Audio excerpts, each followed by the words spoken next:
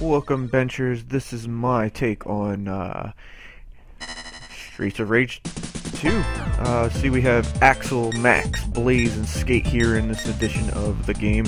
Axel and Blaze are returning characters, where Skate is the character who is related to Adam. It is his little kid brother. Here I picked Skate because I had a little community poll question up here for who should I play, and I chose Skate. This game brings back a lot of memories for me. I remember getting this for my, I think it was my 6th birthday, but I didn't actually get to play it first. My older brother got a hold of the game and opened it and played it before I even had a chance, and then told me the next morning what I got for my birthday, and I was really pissed, but I got over it, and it's a childhood memory for me. So here we have Skate. In this game, simple commands: punch, jump, kick, and then you have, well, punch and jump and kick are the same thing. You have a special, you have a jump kick, and then you can throw. As you see here, I'm doing like throw combinations by grabbing. Skate had some pretty cool things. He had a high damage output, from what I remember. I think one of the highest in the game if you play him the right way. His forward grab, hitting your attack twice, and then jumping over and doing his back attack will throw some damage in. Skate had some pretty cool things too as well. He had a dash that not the other characters in the game didn't have.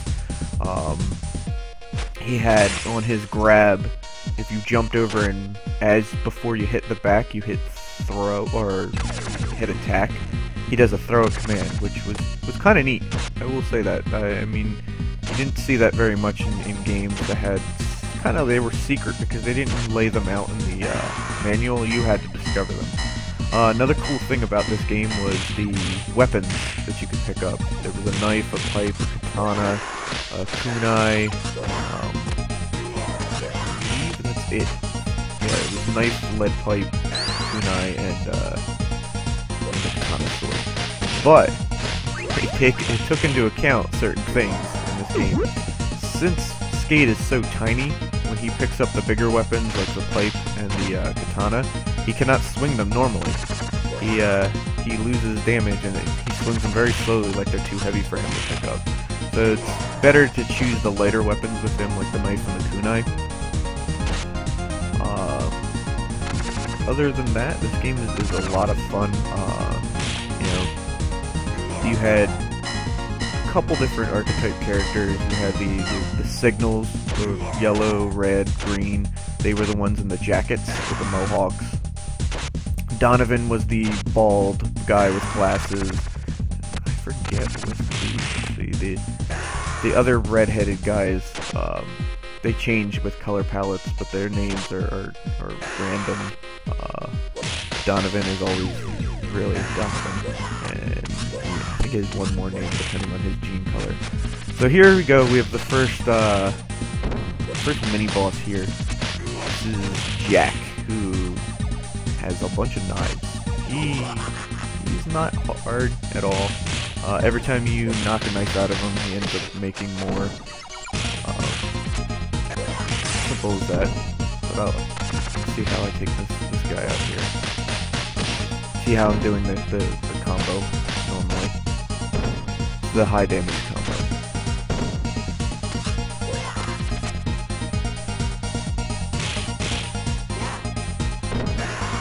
Alright, that was easy enough.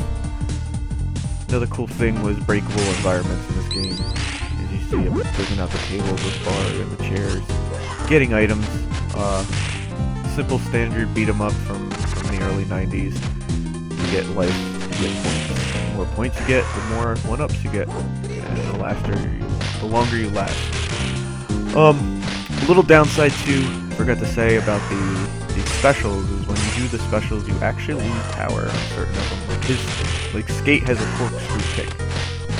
When you do take Skate's corkscrew kick, you lose some life. He has his breakdance spin as well. I don't use it very often. It's not a very effective attack with him. I like jumping around more and grabbing characters. Skate also too has his third hit in his combo does the spin kick, or the fourth hit, yeah, the fourth hit, does the spin kick, which goes all the way around him, so you can actually attack enemies behind you as well.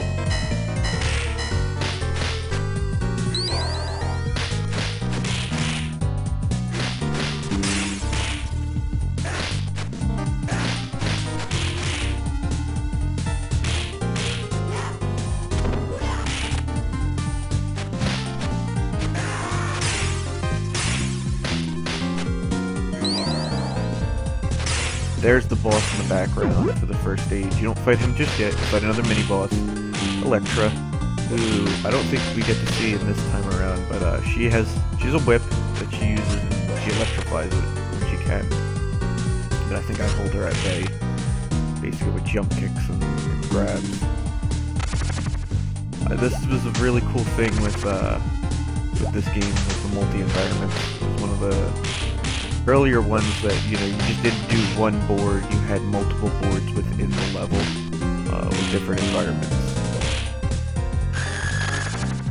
This is probably one of my favorite Sega games from the Genesis era. Forgot to say that this was on Genesis, but yeah, this is good. This was one of the contenders for beat 'em ups in my early childhood here.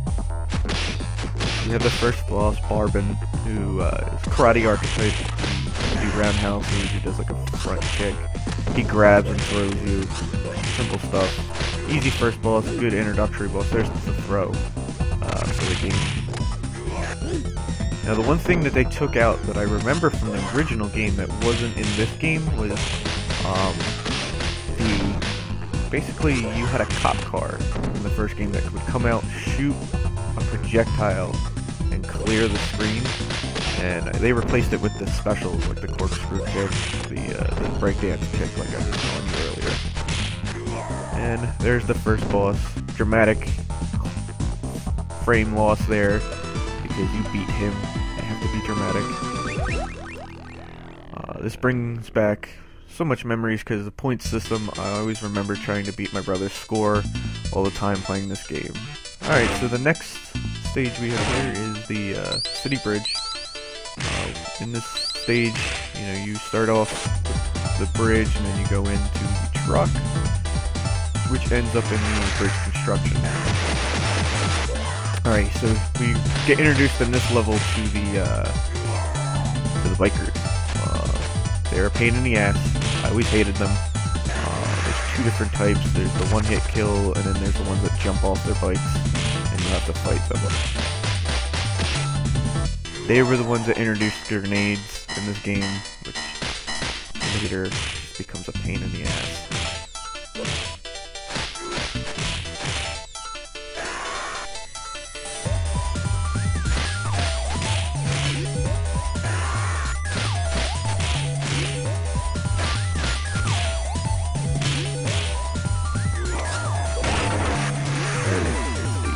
First, we're gonna ride back and forth. One jumps off, their bikes explode. Makes no sense why once they jump off their bike they explode. You know, game mechanics are you're not riding the bike, you don't need it anymore. It'll explode. That's what I just said. So weapons can also be grabbed by enemies. They have kind of a health, as I would put it. If somebody pickups, if you get knocked out of your hand, they will disappear after a while. You can see I'm having trouble knocking this dude off his bike, because I have bad depth perception, is what I say.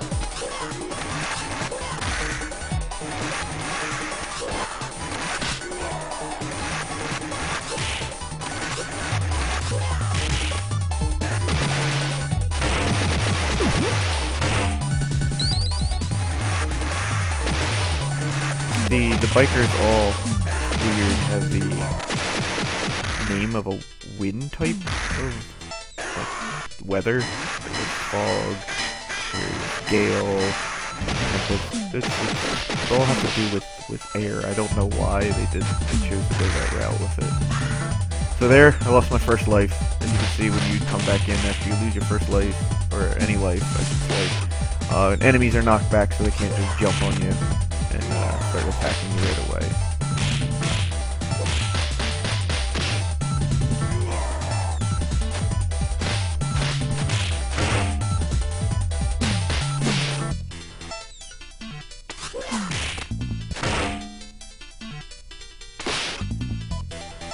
Also enemies like them can hold you so you can get attacked. This was actually one of the first games I can remember that had the AI surround you from both sides and be able to basically gang up on you like a normal fight would happen, and not just one at a time come at you. That's the first karate guy. Here's the second one. These weren't much of a pain in the ass, like I can remember them being. But I know they have like a fireball that they can do very short range. You don't see it in this video. Like, wail on them as quick as possible. They went more like Asian style, I would say, in this game, where a lot of the enemies had Asian influence. Alright, so now we're on the construction part of the bridge. As you can see there's the AI ganging up on me, getting on both sides of me, and basically being smart, which I miss in fighting games nowadays, and beat 'em ups. I feel like in beat 'em ups in games today just come out at waves and not just smart AI. I used to remember if you play this game 2 players, we would tell someone, cover the left, I'll cover the right. And you had your whole screen covered so no one would get hit. It's also a game I remember naming some of the bosses, and you'll see later in the video where certain bosses kind of look like certain things in the real world. But we'll see. I hated this boss coming up. I got really lucky in this playthrough where, I beat him very easily. Cool thing too, if you look at the background, the lights are swaying when you throw an enemy on the ground that bounces. I thought that was kind of neat. Little attention to detail in this game that makes you kind of go back and look at them and say what you missed because you're playing and not really paying attention. Gotta get them points. Yeah, as you went back and got them. Alright, so this is Jet. Son of a bitch. I'm not gonna lie. I hate him with all my guts. Flying character. Doesn't have multiple health bars like most bosses because of his mobility. So I figured don't make him so cheap. But jump kick, if you can hit him on the ground, you're lucky. But I, jump kick him to death. There we go. Dead. Alright, so that boss is gone, and now we're on to stage 3. Probably one of my favorite stages in this game, which is the amusement park. Yeah, it reminds me a little bit of Disney World, as you can see the castle in the back. See, now they're bums, just chilling on the park benches here. Oh, we're squatting in the park. Gotta take care of the squatters.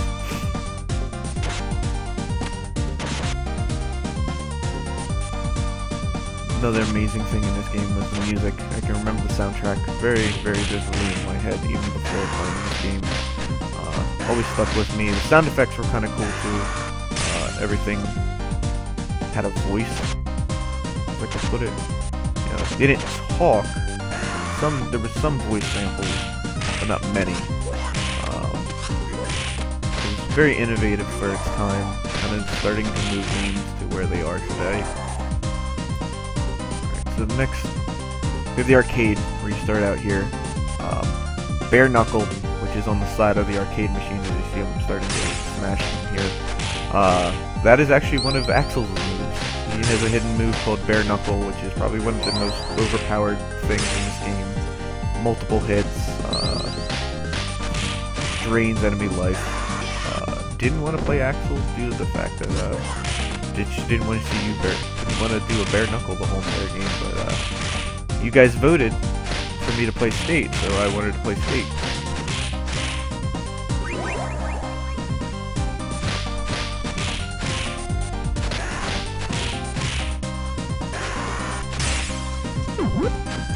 I would not eat food that came out of an arcade machine. That's my thought here.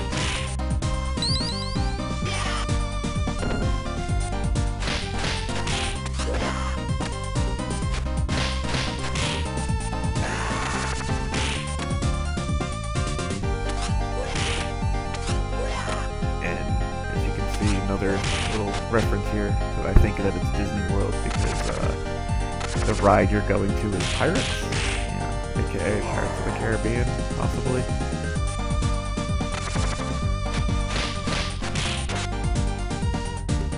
There's another main thing in this game is enemies running with weapons. Like the knife. They don't really slash with them, they just run out in front of them, and the hitbox is huge. So you're gonna get hit if you don't jump kick them. So there's a red signal. First one in the game, I believe. There was a green jacket one. It had a different name, and I didn't even really notice that the first time I played. But he had a different name. He does. I thought they were all red signal, yellow signal, green signal.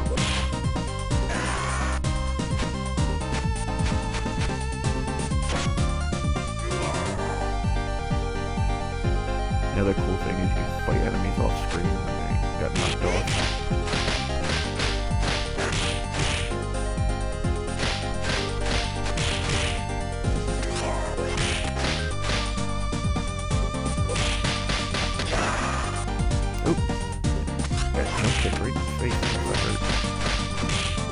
Another thing too that made me laugh about this game is how like a little kid fight all these grown-ups. Kind of kick ass, I'm not gonna lie. Kind of made me always want to play the character because I was the tiny guy and I always wanted to, you know, be the better one. Another funny thing about this is the pop culture of the early 90s with inline skating. You never see inline skates anymore.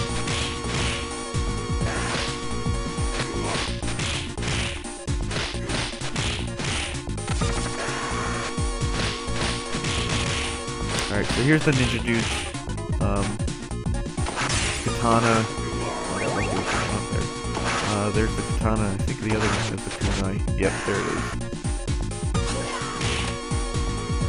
They just act as a lead pipe and a knife. I'm not 100% sure, but I could be wrong on this, but I believe that the katana does a little bit more damage than the lead pipe. Alright, so off to the, now, what is this, 5th part of the level? Another, you know, going to a ride type part, just a little simple part. What? Oh, what's this? I have to face 2 mini-bosses now? Yep, this is what this game throws at you. It starts throwing a challenge at you here. You're starting to fight the 2 bosses, the 2 mini-bosses from the first level. There's her whip attack with the sparks. Does a decent amount of damage.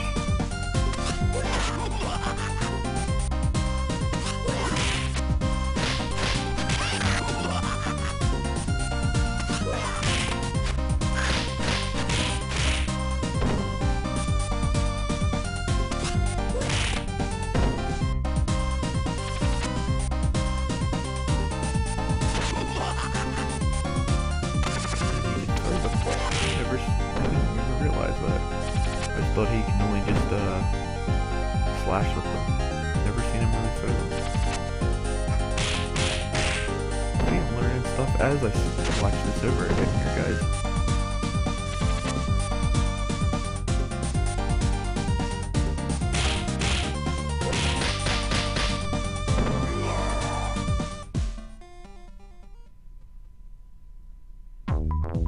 Alright, next part is the haunted ride, as I used to call it. You have these little eggs, kind of look like Alien from the Alien eggs from the Alien series of movies. Bust open the eggs, you get a weapon, but you have to watch out because if you get close to the explosion, you get hurt as well.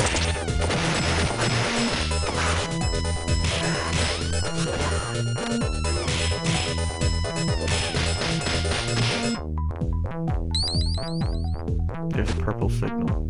If you guys caught that. Always tell what you're fighting by the color of its jacket. Sega was invented back then.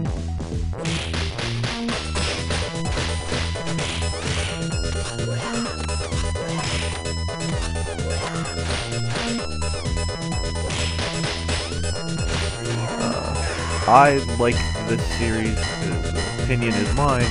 Over the Final Fight series that Capcom did, I always thought this game had more depth to it, with just beating up and stuff than the Final Fight series did. I know Haggard is a huge figure now in the community, fighters, and just in general. But I don't know, I think this game doesn't get its fair share of praise that it should. But, as you can see, I think I had to do something real quick, so I had to pause it for a second there.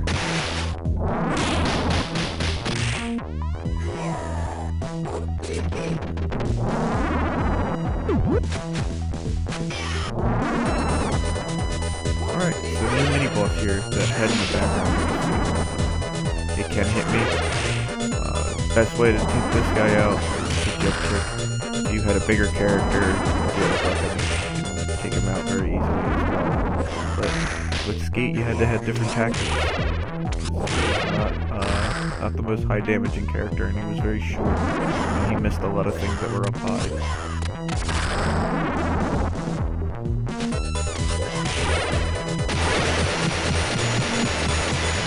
Done taking out. Kind of looks like a little bit of something contra in the background there.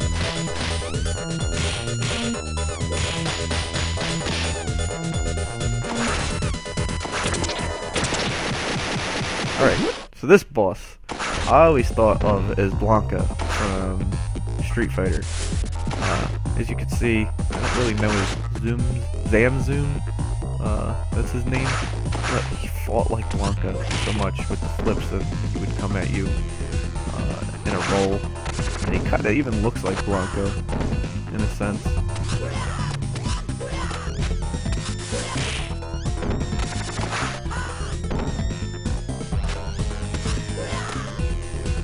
He was actually two of the first boss that would block. I don't know if he does it here. But yeah, if you try to attack him with your combo attack, he will block it.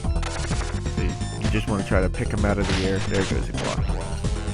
Try to pick him out of the air as he's doing his jumps to get more damage in on him.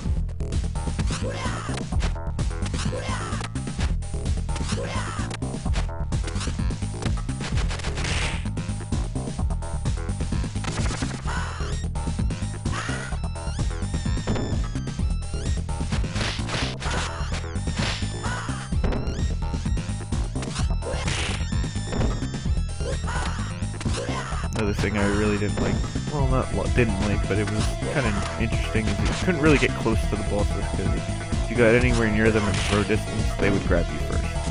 You could not grab bosses very easily.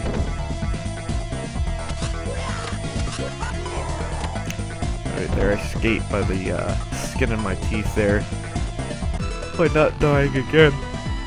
So we move on now to the fourth stage in this game, which kind of is neat. If you take a look at the background here, you understand that you're moving through this city. The bridge, you saw the city that you were in the first part. Now you're starting to see the background here, the castle from the amusement park you were in. So it's showing that you are in a general area and moving on. The signs in the background are weird to me. It's like Boo, makes no sense to me. Do baseball. I don't know what they're supposed to be alluding to. And in the beginning you saw the Sega Stadium, so they're alluding that Sega is an entity in this world.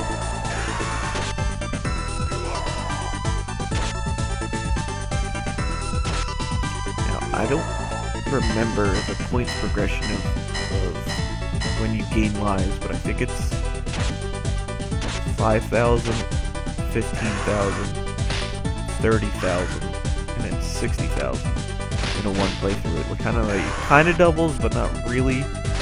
It doubles at a certain point, but you know, it was hard to get lives. You either had to grab every point thing to keep going in this game. You do get 2 continues. As you see, I will kind of use them. I'm not the best, as you'll find out later. I do get the game does hand me in the butt. Not gonna lie. But I'm a purist, and I won't do stage states when I do this stuff. I will only do a playthrough up until I die, and if I, have to restart the game, that's the gist. I'm done. I'm going back and playing these games like I would play them when I was younger.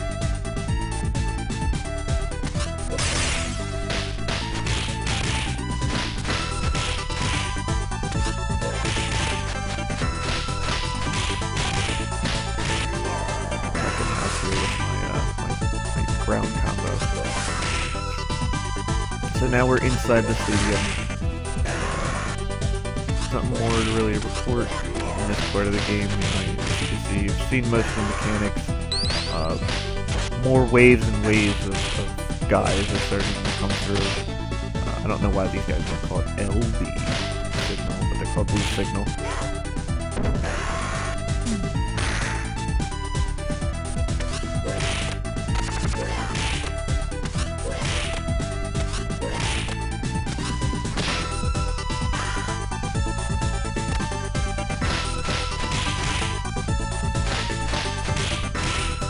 Really cool thing too with some of these games as well is they gave you the arcade feel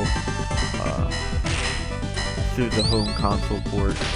As you can see, the whole entire time the player 2 start has been flashing, which would normally happen in an arcade setting on any arcade you were back in the early 90s. So it made me, this made you feel like you were playing the arcade game at home. The designers were very smart in that aspect of bringing that into all the home console ports for most of the games.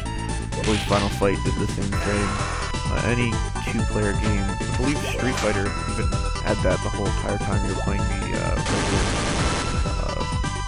arcade mode.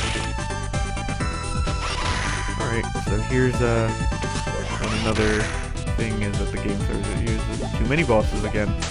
Both the same character, two different color palettes, but nonetheless not very easy when they're put together.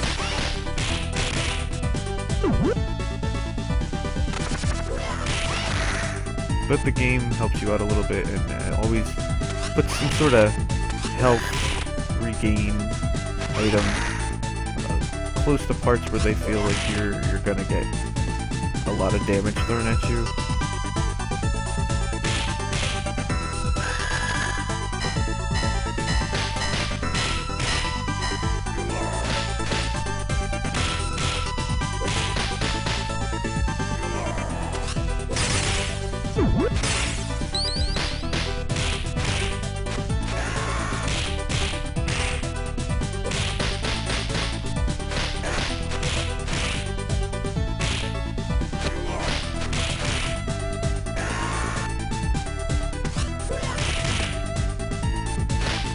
I've made it to center field.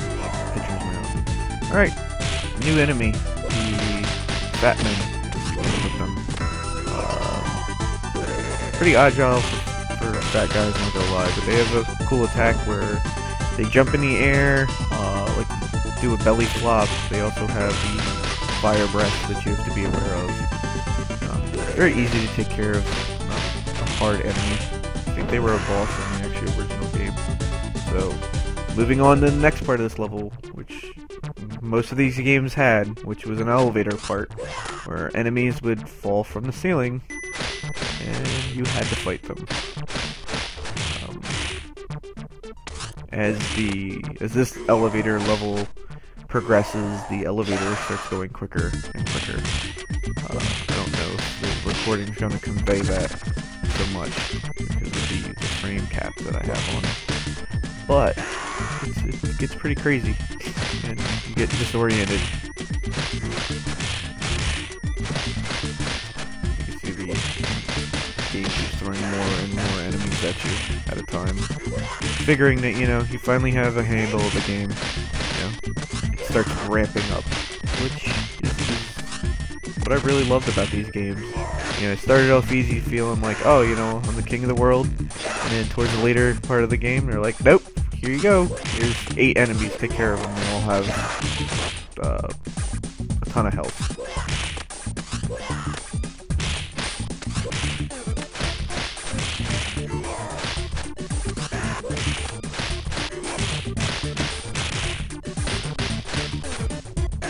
Also, the feature, I don't think it was in the first game, but this game you could do, if you were doing a combo move, you could switch directions. So if there was someone in front of you, and then someone crept up behind you, your next hit you could spin it and be in the opposite direction.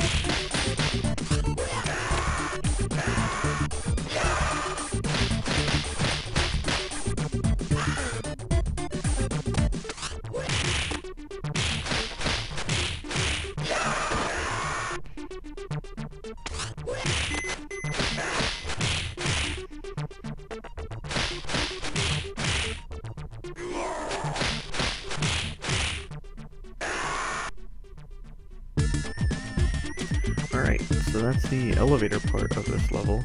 So we've reached the boss, who, let's see if you guys can guess who he looks like. I'll give you a second.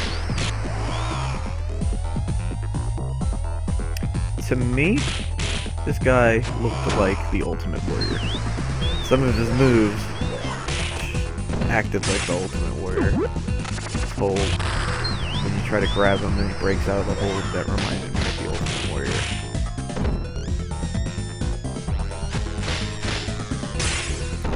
Suplex. He's a generic wrestler. Has his little punch, has his little chest fly attack. He also runs at you and tries to uppercut you. I got lucky there. Oh, no, I didn't. He broke out of it. Yeah, didn't really learn my lesson the first couple times I fought this boss. Well, not the first couple times, but the first times I tried to do it in the level, where you cannot grab him. He will do damage to you, so you have to go on your ground combos and your jump kicks. If you do grab him like I did there, you have to be very quick about it and get out of the hold as quick as possible.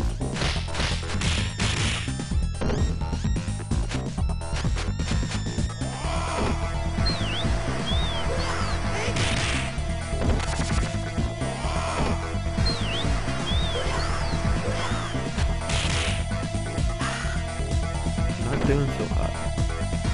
So M on my last life of my first continue here. Squeeze through and I beat the boss. Moving on to stage 5. This is where the game starts getting really, really hard. The boat stage. I think in my last couple playthroughs of this game, I have not gotten past this stage, and I don't get past it in this playthrough. I'm not gonna keep it a secret. I literally cannot beat this stage. The boss at the end of this is really hard. You start seeing bosses as enemies. We'll find out when you do see it coming up.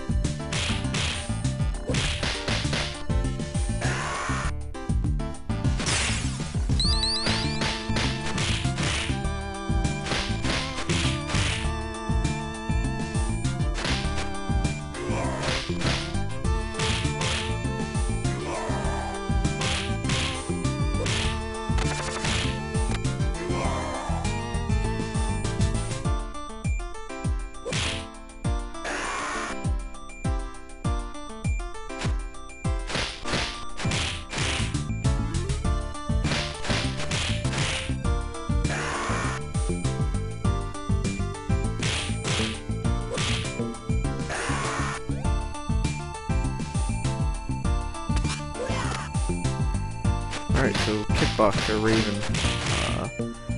First time you see this character, he was a boss in the first game. And I decided to make him just a regular enemy in this. As you can see, he's got the normal, I was a boss, because I have a bigger model than every other little guy that they throw, because I'm not going to be in this game that much.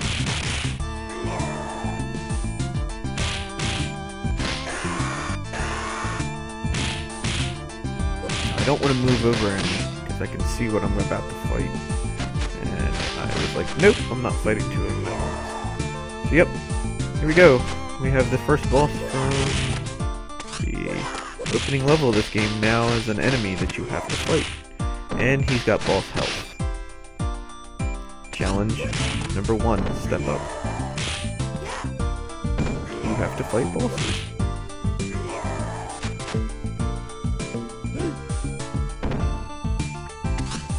Has all the same moves from the original boss, but they added now that he will start blocking.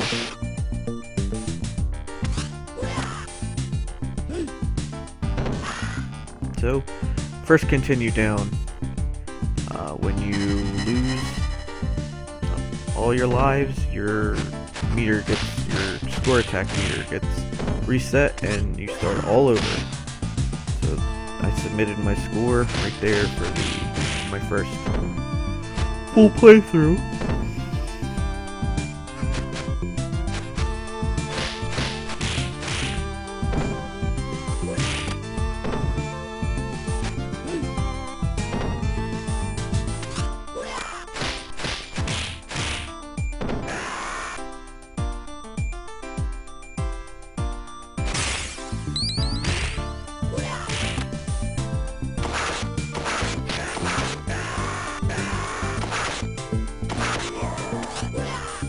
And there you go, second boss, Jet here. I think his name's different.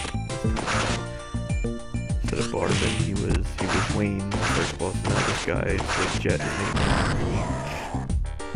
And I start running into the challenge that I had with the original second boss.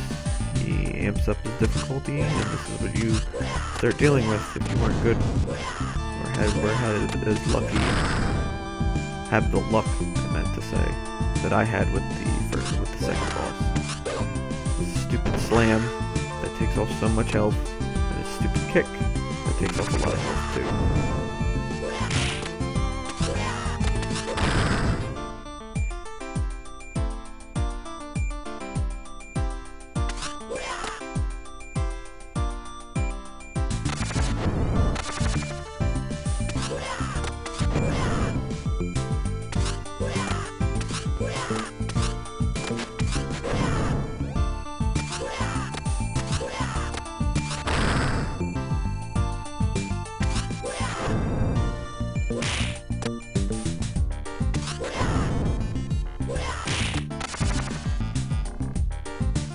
I thought I had him here. I had his health down low.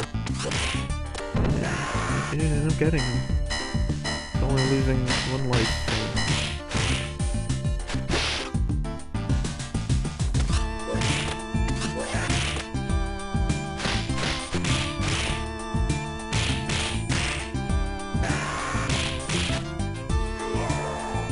Here comes the grenade. This is one thing that only the bikers do. They hide and cover and throw grenades. They can hurt you, and they also can hurt the enemies as well. So they're not, you know, they're not that bad. You can bait people into traps with them.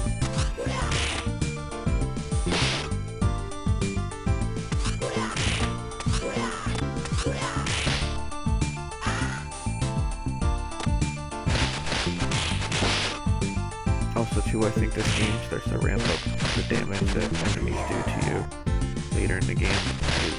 I seriously don't remember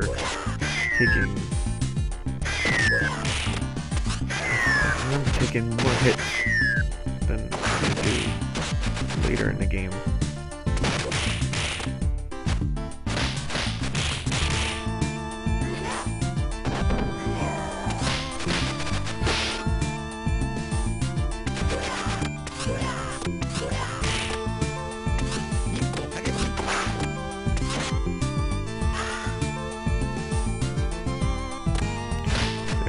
second continue, so I am all out of continues now. From this point on, all I have are 3 lives. So we'll see how far I get here.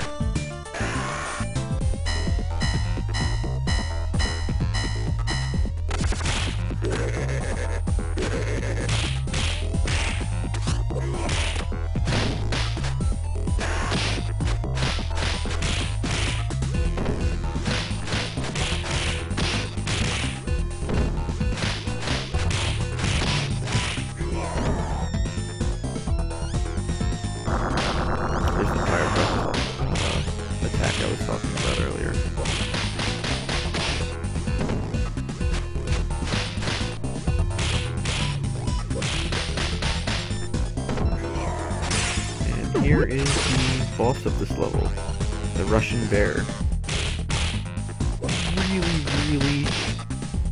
Really hard guy because of that attack and his uppercuts. To me, this guy looked like Sid Popinski from the original Punch-Out on the NES. Kind of has that look to him. This is what the side profile of Popinski. He's a little bit fatter though.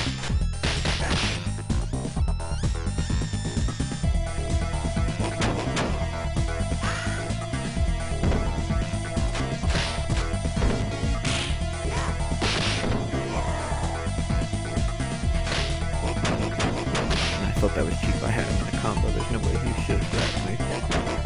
Again. Here we go. I'm about to lose another life.